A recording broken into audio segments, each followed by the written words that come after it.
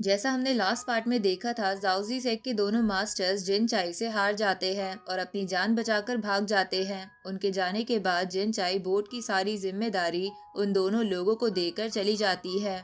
फिर कुछ ही देर में वो सभी ब्लैक ड्रैगन सेक्ट पहुंच जाते हैं। अब आगे तो कहानी की शुरुआत होती है और किनपेन सभी को बताता है कि ब्लैक ड्रैगन सेक्ट है और कोई भी डिसिपल ऐसा कुछ नहीं करेगा जिससे ब्लैक ड्रैगन सेक्ट को नुकसान हो। आगे किनपेन बताता है ब्लैक ड्रैगन सेक्ट पावरफुल लोगों को इम्पोर्टेंस देता है और यहाँ पावरफुल लोगों के बीच लड़ाई भी होती रहती है जिससे उन्हें नाम और हाई स्टेटस मिलता है। एक डिसिपल सवाल करता है पर वो सभी अभी ही सेक्ट में आए हैं और अगर कोई अभी उन्हें मारता है तो वो कैसे जीतेंगे। किनपेन बताता है उन्हें इस बारे में चिंता करने की जरूरत नहीं है क्योंकि यहाँ नए डिसिपल्स को 1 साल ट्रेनिंग करने का टाइम दिया जाता है।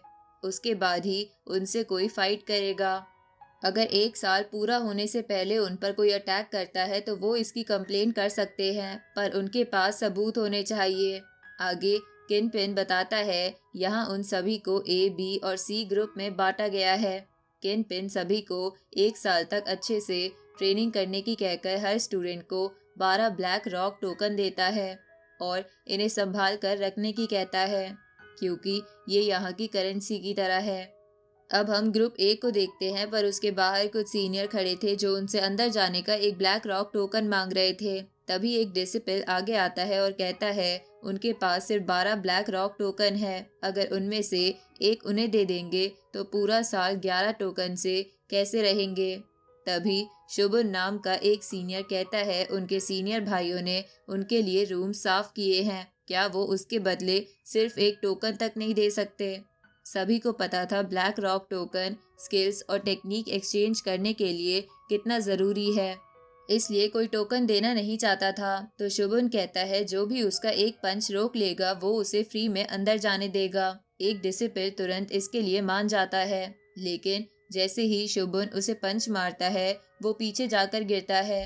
अब लैनमैन आगे आती है और वो पंच रोकने की कहती है। शुभन पूरी जान से उसे पंच मारता है पर जैसे ही लैंडमैन अपना हाथ आगे करती है उसका ब्रेसलेट चमकने लगता है और उसके चारों तरफ एक बैरियर आ जाता है जिससे शुभन का पंच रुक जाता है और ब्रेसलेट से एक आवाज आने लगती है जिसे देखकर शुभन समझ जाता है लैंडमैन के पास स्पेशल ब्लड लाइन है। अब शुभन लैंडमैन को अंदर जाने देता है। अब शुभन पूछता है और कौन उसका पंच रोकने वाला है। जैक आगे आता है और शुभन अपनी पूरी जान से उसे पंच मारता है और जैक भी अपने पंच में एनर्जी डालता है और शुभन का पंच रोक लेता है। शुभन समझ जाता है जैक के पास भी स्पेशल ब्लड लाइन हो सकती है। इसके बाद बाकी के स्टूडेंट्स टोकन देकर अंदर जाने लगते हैं पर हैनशिन शुभन का पंच रोकने की कहती है और काफी आसानी से शुभन का पंच रोक भी लेती है जो देखकर सभी हैरान हो जाते हैं। जैक भी ये सब छुप कर देख रहा था। कुछ देर बाद हम देखते हैं जैक भी वहाँ की यूनिफॉर्म पहन लेता है और स्क्रिप्चर पेवेलियन की तरफ जाने लगता है। तभी हैनशिन भी जैक के साथ जाने की कहती है लेकिन जैक उसे मना करके अकेला चला जाता है। अब जैक स्क्रिप्चर पेवेलियन आ जाता है और वहाँ उसे एक बोलने वाला तोता मिलता है। तभी स्क्रिप्चर पेवेलियन के मास्टर भी वहाँ आ जाते हैं और जैक से पूछते हैं कि वो किस तरह की टेक्निक लेने आया है। हर टेक्निक के लिए 4 टोकन लगेंगे। जैक बताता है उसे कोई ऐसी टेक्निक चाहिए जो उसकी बॉडी के लिए सूटेबल हो।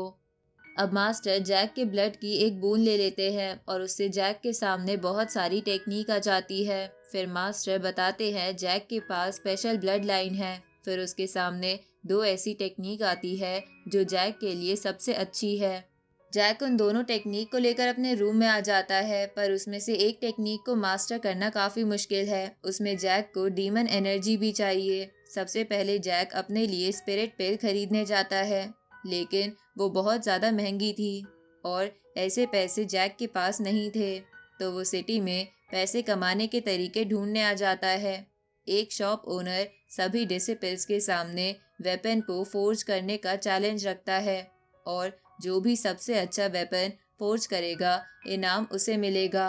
जैक भी उसमें पार्टिसिपेट करता है और जीत भी जाता है, जिससे जैक को इनाम के पैसे मिल जाते हैं। सीन शिफ्ट होता है और हम देखते हैं जैक के अंदर का वाइट मंकी किसी नई टेक्निक को मास्टर करने की कोशिश कर रहा था और जैक उसे देख रहा था और समझ जाता है अगर इस मंकी ने उस टेक्निक को मास्टर कर लिया तो जैक की पावर भी बढ़ जाएगी। बिल्कुल वैसे ही होता है। कुछ ही देर में जैक की पावर पहले से काफी बढ़ जाती है और उसका लेवल अप भी हो जाता है। अब हम अगले दिन का सीन देखते हैं जहां लैंडमैन एक दूसरे ग्रुप के डिसिपल से फाइट कर रही थी और दोनों की फाइट काफी अच्छी चल रही थी। जैक भी वहां आ जाता है और फाइट देखने लगता है, लेकिन तभी लैंडमैन एक काफी स्ट्रॉन्ग अटैक कर देती है जिससे उसका अपोनेंट लगभग हार जाता है, लेकिन वो अब भी खड़ा था। तो लैंडमैन अब की बार पहले से भी ज्यादा स्ट्रॉन्ग करने वाली थी और उसके ब्रेसलेट तक चमकने लगते हैं। तभी जैक बीच में आ जाता है और लैंडमैन को रोक लेता है और उसे बताता है कि उसका अपोनेंट हार चुका है। तभी लैंडमैन का अपोनेंट हार मान लेता है। अब लैंडमैन जैक से फाइट करने की रिक्वेस्ट करती है, पर जैक मना कर देता है क्योंकि लैंडमैन की काफी पावर पहले ही इस फाइट में खत्म हो चुकी है और अब उससे फाइट करना उसका फायदा उठाने जैसा होगा। लैंडमैन 3 महीने बाद होने वाली कंपटीशन में जैक से फाइट करने की कहती है। जैक वापस सिटी में आ जाता है, पर वो समझ चुका था उसे और स्ट्रांग होना होगा क्योंकि अभी वो लैंडमैन से भी कमजोर है। जैक और पिल्स खरीदने जाता है, पर शॉप वाला बताता है सारी पिल्स बिक चुकी है। सभी पिल्स को हैन चेन ने खरीदा था। सीन शिफ्ट होता है और हम जिनचाई को देखते हैं जो कहीं जा रही थी, लेकिन तभी एक स्टोन गोलम उस पर अटैक कर देता है। जिनचाई काफी आसानी से अपने वेब से उस गोलम को पकड़कर तोड़ देती है, लेकिन वो गोलम वापस जुड़ जाता है। ये देखकर जिनचाई कहती है पहले इस गोलम को ही खत्म करना होगा।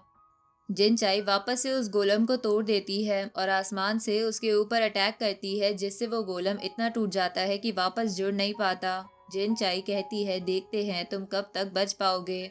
ये कहकर जिनचाई चली जाती है और हम देखते हैं जैक ये सब देख रहा था। जिनचाई के जाने के बाद जैक गोलम के पास आता है और कहता है इसका मतलब हैनचिन और जिनचाई एक ही है, क्योंकि जैक ने जिनचाई के पास उसका टोकन देख लिया था। अब जैक वापस आ जाता है और हमें पिछले दिन का सीन दिखाया जाता है जहां जैक को पता चला था कि एक गोलम आज़ाद हो गया है जो इंसानों को मारता है। जैक को बताया जाता है कि वो मिशन काफी मुश्किल है, वो अभी नया आया है, उसे ऐसा मिशन नहीं लेना चाहिए। पर फिर पता चलता है इस मिशन को पूरा करने पर 10 स्पिरिट पिल्स और 10 ब्लैक रॉक टोकन मिलेंगे। तो जैक मिशन ले लेता है। अब जैक वापस आ जाता है, पर सभी को लग रहा था जैक से गोलम मरा नहीं होगा और वो किसी तरह जिंदा वापस आ गया। पर जैक गोलम के टुकड़े दिखाता है जो देखकर सभी हैरान हो जाते हैं और जैक को उसका इनाम मिल जाता है। अब जैक अपने रूम में आ जाता है जहां उसे हैनचेन यानी जिनचाई बैठी दिखती है। जैक उसे देखकर जाने लगता है, पर हैनचेन को पता था कि जैक को पता चल गया है, इसलिए वो जैक की गर्दन पकड़ लेती है और जैक से पूछती है उसे सब पता है, फिर भी उसने ऐसे बिना कुछ बोले जाने की हिम्मत की।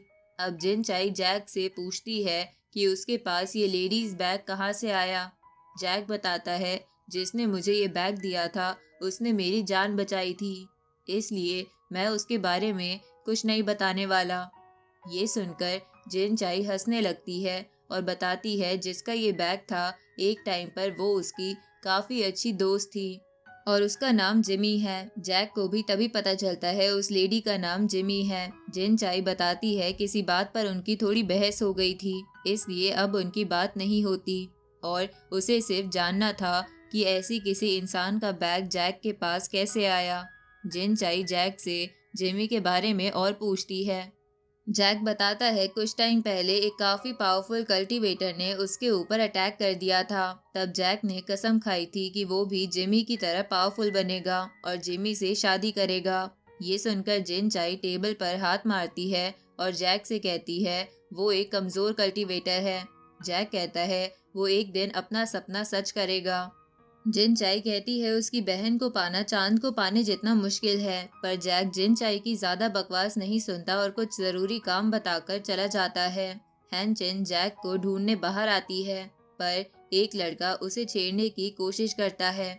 अब जैक का गुस्सा उस लड़के पर निकल जाता है और जिन चाई उस लड़के को हंटर से मारने लगती है।